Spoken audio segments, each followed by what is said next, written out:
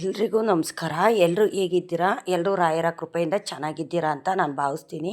ರಾಯರು ನಿಮ್ಮೆಲ್ರಿಗೂ ಸುಖ, ಶಾಂತಿ, ನೆಮ್ಮದಿ, ಆಯುಸ್ಸು, ಆರೋಗ್ಯ, ಭಾಗ್ಯ ಕೊಟ್ಟು ಕಾಪಾಡಲಿ ಅಂತ ನಾನು ಕೇಳ್ಕೊತೀನಿ. ಒಬ್ಬರು ಬೆಳೆಯೋದನ್ನ ಒಬ್ಬರು ಸಹಿಸ್ಕೊಳ್ದೆ ಇರೋಂಥವ್ರಿಗೆ ದೇವತೆಗಳು ಕೊಡೋಂಥ ಸೂಚನೆಗಳು, ನನ್ನ ತಂದೆ ರಾಯರು ಕೊಡೋಂಥ ಸೂಚನೆಗಳು. ಯಾರೋ ಒಬ್ಬರು ಚೆನ್ನಾಗಿದ್ದಾರೆ ಅಂತಂದರೆ ಅವ್ರ ಬೆಳವಣಿಗೆಯನ್ನು ಸಹಿಸ್ಕೊಳ್ದೆ ಇರೋಂಥವ್ರಿಗೆ ತಂದೆ ರಾಯರು ಕೊಡೋಂಥ ಸೂಚನೆಗಳು. ಈಗ ಒಬ್ಬರು ಬೆಳೀತಿದ್ದಾರೆ ಅಂದರೆ ಒಬ್ಬರು ತುಳಿಯೋದಕ್ಕೆ ಅಂತಲೇ ಕಾಯ್ತಿರ್ತಾರೆ. ಏಕೆ ಅಂತಂದರೆ ಅವರು ಬೆಳೆಯೋಕ್ಕಾಗೋದಿಲ್ವಲ್ಲ, ಹಂಗಾಗಿ ಬೇರೆಯವ್ರು ಬೆಳೆಯೋದನ್ನು ಸಹಿಸ್ಕೊಳ್ಳೋದಿಲ್ಲ. ಕೆಲವರು ಚೆನ್ನಾಗಿರ್ಲಪ್ಪ, ಅವರು ಕಷ್ಟಪಡ್ತಿದ್ದಾರೆ, ಅವ್ರು ಚೆನ್ನಾಗಿರಲಿ ಅಂತ ಅಂದರೆ, ಇನ್ನು ಕೆಲವರು ಅವ್ರನ್ನ ತುಳಿಯೋದಕ್ಕೆ ನೋಡ್ತಿರ್ತಾರೆ. ಅವ್ರು ಮಾಡೋ ಕೆಲಸದಲ್ಲಿ ತಪ್ಪು ಕಂಡುಹಿಡಿಯೋದು, ಅವ್ರ ಬೆಳವಣಿಗೆಗೆ ದಾರಿಗೆ ಕಲ್ಲು ಮುಳ್ಳಾಕೋದು, ಅವರು ಏಳ್ಗೆ ಸಹಿಸ್ಕೊಳ್ದಿರ ಹಲವಾರು ಕಾರಣಗಳಿಂದ ಅವ್ರಿಗೆ ಕೆಟ್ಟದ್ದು ಮಾಡೋವಂಥದ್ದು ಈ ಥರನೂ ಸಹ ಮಾಡ್ತಿರ್ತಾರೆ. ಏಕೆ ಅಂತಂದರೆ ಕೆಲವು ಜನ ಅವರು ಬದುಕೋಕ್ಕಾಗಿಲ್ಲ ಅಂದರೂ ಬೇರೆ ಬದುಕೋರಿಗೆ ಬಿಡೋದಿಲ್ಲ. ಅವರು ಹಾಳಾಗ್ತಿರೋದು ಸಾಲದು ಅಂತ ಬೇರೆಯವ್ರನ್ನೂ ಹಾಳು ಮಾಡೋದಕ್ಕೆ ನೋಡ್ತಿರ್ತಾರೆ. ಯಾಕೆಂತಂದರೆ ಬೆಳೆಯೋದಕ್ಕೆ ಹಲವಾರು ಮಾತುಗಳಿದೆ, ಕಾರಣಗಳಿದೆ.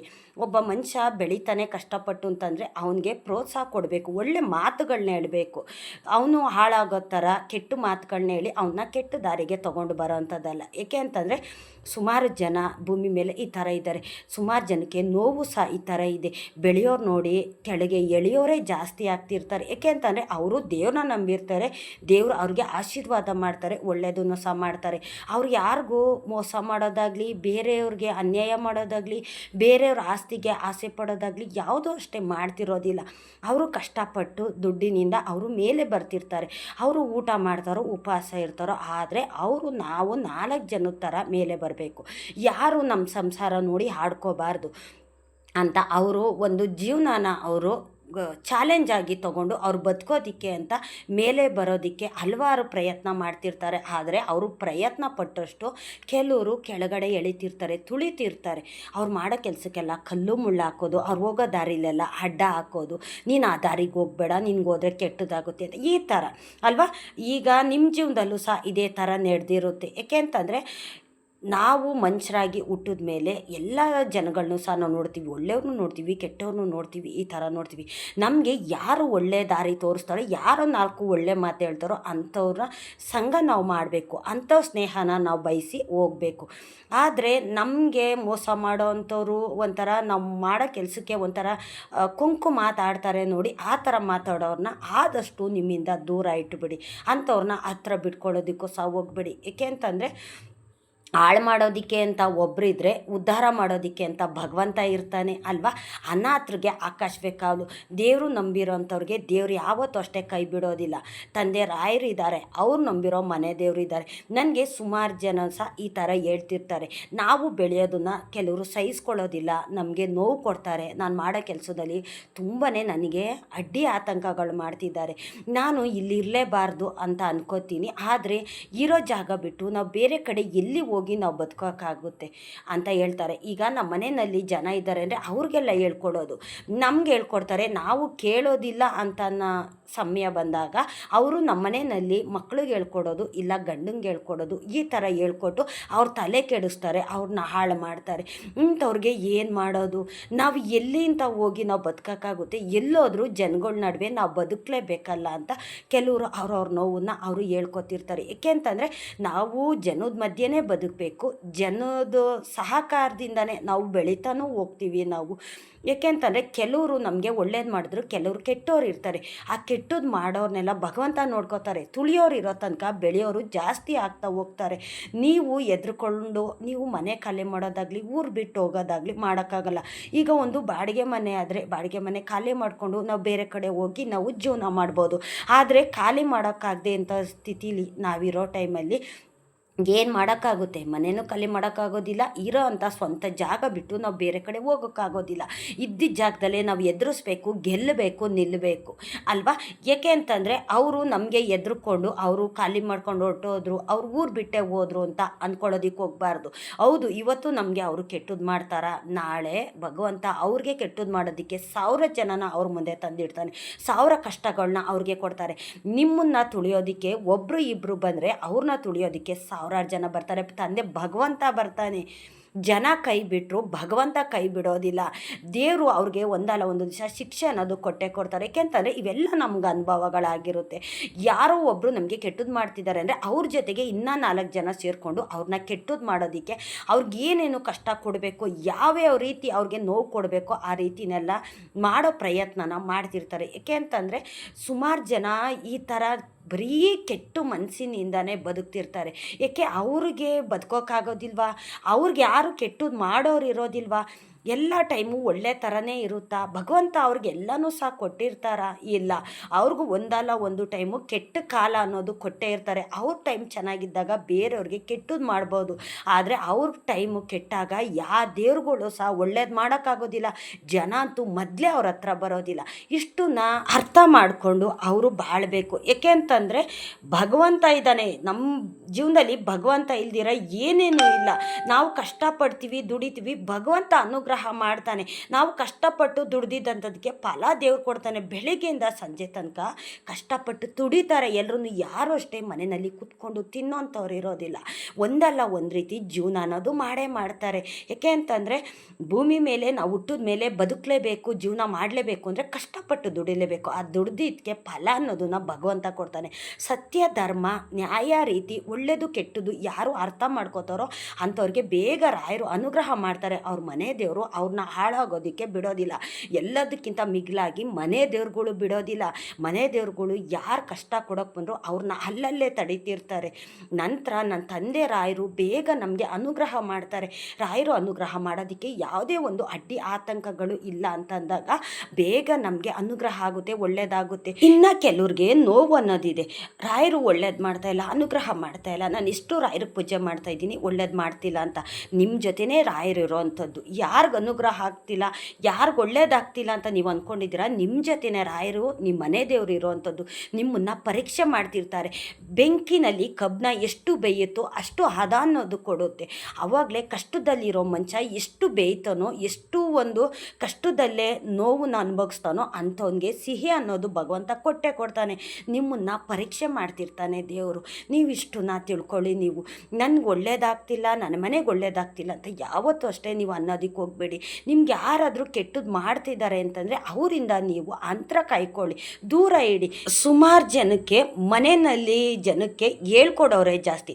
ಒಬ್ರಿಗೆ ಹೇಳ್ಕೊಡ್ತಾರೆ, ಅವರು ಕೇಳಲಿಲ್ಲ ಅಂತಂದರೆ ಬೇರೆಯವ್ರಿಗೆ ಹೇಳ್ಕೊಡೋದು, ಮಕ್ಳಿಗೆ ಹೇಳ್ಕೊಡೋದು, ಗಂಡಂಗೆ ಹೇಳ್ಕೊಡೋದು, ಈ ಥರ ಹೇಳ್ಕೊಟ್ಟು ತಂದಿಕ್ಕಿ ತಮಾಷೆ ನೋಡೋದು. ಏಕೆ ಅಂತಂದರೆ ಎಲ್ಲರ ಮನಸ್ಥಿತಿನೂ ಒಂದೇ ಥರ ಇರೋದಿಲ್ಲ. ಮನೆಯಲ್ಲಿ 4-5 ಜನ ಇರ್ತಾರೆ ಅಂದರೆ 4-5 ಜನನೂ ಒಂದೇ ಥರ ಇರೋದಿಲ್ಲ. ಈಗ ನಮ್ಗೆ ಯಾರಾದರೂ ಏನಾದರೂ ಹೇಳ್ಕೊಡ್ತಾರ, ನಾವು ಅದನ್ನು ಕೇಳೋಕ್ಕೆ ಹೋಗೋದಿಲ್ಲ, ರಿಯಾಕ್ಟ್ ಮಾಡಲ್ಲ ನಾವು. ಅವ್ರಿಗೆ ತಿರುಗಿಸಿ ಏನಾದರೂ ಹೇಳ್ಬತ್ತೀವಿ. ನಮ್ಮನೆ ಜನದ ಬಗ್ಗೆ ನಮಗೆ ಗೊತ್ತು, ನಿಮ್ಗೇನು ಗೊತ್ತು ಅಂತ ನಾವು ಅವ್ರಿಗೆ ಉತ್ತರ ಕೊಟ್ಟು ಬಂದಾಗ ಅವರು ಕೆಲಸ ನಮ್ಮ ಹತ್ರ ಸಾಧನೆ ಮಾಡೋಕ್ಕಾಗೋದಿಲ್ಲ. ಹಂಗಾಗಿ ಮನೇಲಿರೋ ಜನದ ಹತ್ರ ಈ ಥರ ಹೇಳ್ತಾರೆ, ಅವರಿಂದನಾದರೂ ಅವ್ರ ಮನೆ ಹಾಳು ಮಾಡೋದಕ್ಕೆ ಅಂತ ಕಾಯ್ತಿರ್ತಾರೆ. ಏಕೆ ಅಂತಂದರೆ ಅವರು ಮನಸ್ಥಿತಿನೇ ಒಂಥರ ಇರುತ್ತೆ. ಆವಾಗ ಅವರು ಕೇಳ್ತಾರೆ, ಮನೆಯಲ್ಲಿ ಗಲಾಟೆ ಆಗುತ್ತೆ, ಈ ಥರ ಒಂದು ಗದ್ದಲ ಆಗುತ್ತೆ. ಮನೆಯಲ್ಲಿ ನಡೆಸೋದಕ್ಕೂ ಅಷ್ಟೇ ತುಂಬ ತೊಂದರೆ ಆಗುತ್ತೆ. ಮನೆಯಲ್ಲಿ 4 ಜನ 5 ಜನ ಇದ್ದಾರೆ ಅಂತಂದರೆ ಹೊಂದಾಣಿಕೆಯಲ್ಲಿ ಇದ್ದಾಗ ಯಾರು ಏನೇ ಹೇಳ್ಕೊಟ್ರು ಅಷ್ಟೇ, ಯಾರು ಕೇಳೋದಿಲ್ಲ. ಆವಾಗ ಒಟ್ಟು ಕುಟುಂಬ ಆಗುತ್ತೆ. ಒಗ್ಗಟ್ಟಾಗಿ ಅವರು ಒಂದು ಮನೆ ನಡ್ಸ್ಕೊಂಡು ಹೋಗೋವಂಥದ್ದು. ಈಗ ಒಂದು ಮನೆ ಕಟ್ಟಬೇಕಾದ್ರೆ 4 ಗೋಡೆ ಇರಲೇಬೇಕು. 4 ಗೋಡೆ ಮೇಲೇ ಒಂದು ಮನೆ ಅನ್ನೋದು, ಛಾವಣಿ ಅನ್ನೋದು ನಿಂತಿರುತ್ತೆ. ಅದೇ ರೀತಿ ಮನೆಯಲ್ಲಿ 4 ಜನ ಇದ್ದಾರೆ ಅಂದರೆ ಅವರು 4 ಕಂಬಗಳು, 4 ಪಿಲ್ಲರ್ಗಳವರು. ಆ ಪಿಲ್ಲರ್ಗಳನ್ನ ಯಾರು ಅಷ್ಟೇ ಅಳ್ಳಾಡ್ಸೋಕ್ಕಾಗದೇ ಇರೋವಂಥ ಟೈಮಲ್ಲಿ ಮೇಲ್ಗಡೆ ಛಾವಣಿ ಗಟ್ಟಿಯಾಗಿ ನಿಂತಿರುತ್ತೆ.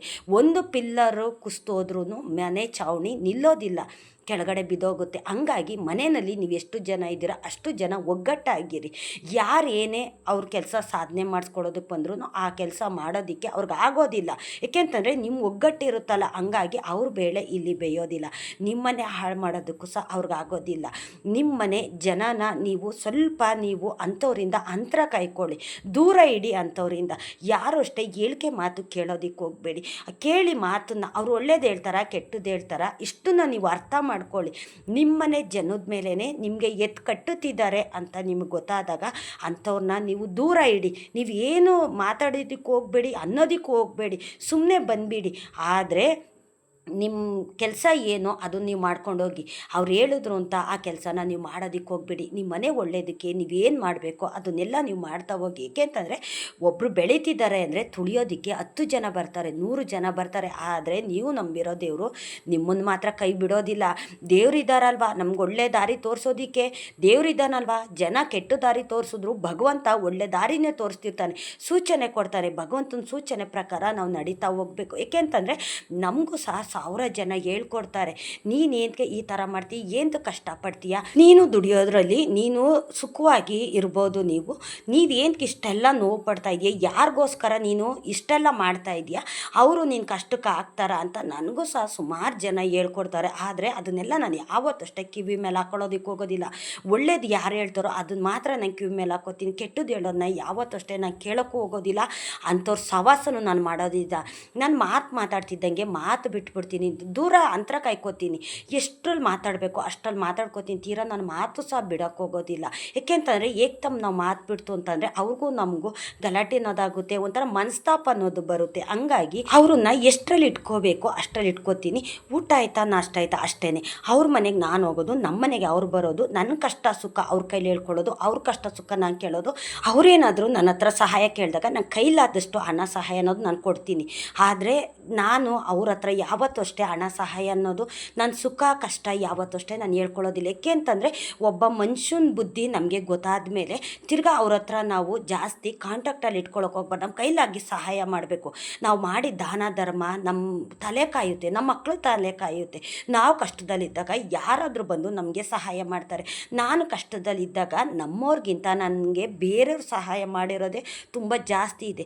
ನಾನು ಬೆಳಗ್ಗೆ ಸಂಜೆ ದೀಪ ಹಚ್ಚಬೇಕಾದ್ರೆ ಅಂಥವ್ರು ನೆನೆಸ್ಕೊಂಡು ಅವ್ರ ಹೆಸ್ರು ಹೇಳ್ಕೊಂಡೆ ನಾನು ದೀಪ ಹಚ್ಚೋಂಥದ್ದು. ಏಕೆ ಅಂತಂದರೆ ಅವ್ರು ಮಾಡಿರೋ ಸಹಾಯ ನಮಗೆ ಅಷ್ಟು ಇದೆ. ಏಕೆ ಅಂತಂದರೆ ನಮ್ಮವರು ನಮಗೆ ಯಾರೂ ಅಷ್ಟೇ 10 ರೂಪಾಯಿ ಆಗಲಿ 10 ಪೈಸನೂ ಸಹಾಯ ಮಾಡಿದ್ದಿಲ್ಲ. ಆದರೆ ಯಾರೋ ಗುತ್ತು ಗುರಿ ಇಲ್ದಂಥವ್ರು ನಮ್ಮ ಕಷ್ಟಕ್ಕೆ ಆಗಿದ್ದಾರೆ.